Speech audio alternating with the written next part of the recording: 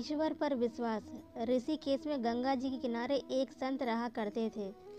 वह जन्म से अंधे थे और उनका नित्य का एक नियम था कि वह शाम के समय ऊपर गगनचुंबी पहाड़ों में भ्रमण करने के लिए निकल जाते और हरि नाम का कीर्तन करते जाते।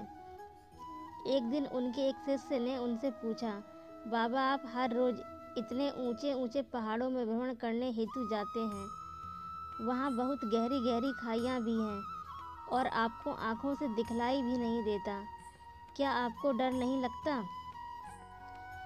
अगर कभी पाँव लड़खड़ा गए तो? बाबा ने कुछ नहीं कहा और शाम के समय शिष्य को साथ ले चले। पहाड़ों के मध्य थे तो बाबा ने शिष्य से कहा, जैसे ही कोई गहरी खाई आए तो बताना। दोनों चलते रहे और जैसे ही गहरी खाई आई शिष्य ने बताया कि बाबा गहरी खाई आ चुकी है। बाबा ने कहा, मुझे इसमें धक्का दे दे। अब तो शिष्य इतना सुनते ही सकबका गया। उसने कहा, बाबा मैं आपको धक्का कैसे दे सकता हूँ, मैं ऐसा हरगिज़ नहीं कर सकता। आप तो मेरे गुरुदेव हैं, मैं तो किसी अपने शत्रु को भी इस खाई में नहीं ढकेल सकता।